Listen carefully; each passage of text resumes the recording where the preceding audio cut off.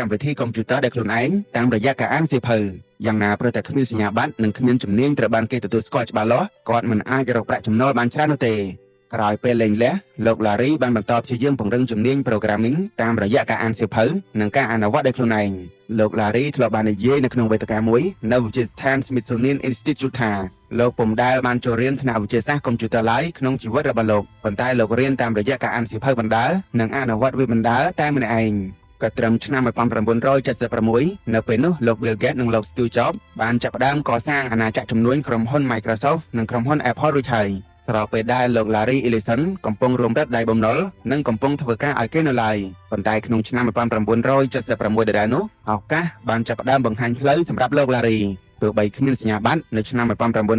1976លោក Larry គ្រានោះមានអាយុ32ឆ្នាំបានសម្ភាសជាប់ការងារនៅក្នុងក្រុមហ៊ុនបច្ចេកវិទ្យា Ampeg Corporation ដោយពឹងលើទេពកោសល្យសរសេរកម្មវិធីកុំព្យូទ័រដែលកើតចេញពីការព្យាយាមហ្វឹកហាត់រៀនសូត្រពីការអានសៀវភៅនិងបទពិសោធន៍ជាក់ស្ដែងក្នុងពេលនោះគាត់ក៏បានលាឈប់ពីក្រុមហ៊ុនចាស់ឈ្មោះ Amdahl Corporation ដើម្បីចូលធ្វើការនៅក្រុមហ៊ុនថ្មី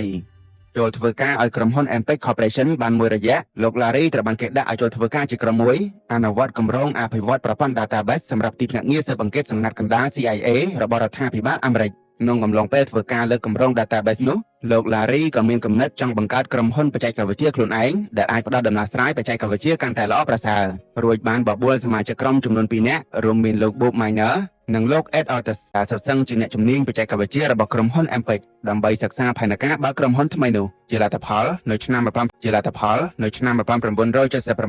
អ្នកទាំង3បានលាឈប់ពីការងារដើម្បីចេញរកស៊ីខ្លួនឯងដោយបង្កើតក្រុមហ៊ុនបច្ចេកវិទ្យាថ្មីមួយឈ្មោះ Software Development Laboratory ហៅកាត់ថា SDL ជាមួយដើមទុនដំបូងចំនួនត្រឹមតែ$2,000ក្នុងនោះមានចំនួន$1,200ឬស្មើ 60% ជាចំណែករបស់លោក Larry ដែលជាមេកំណត់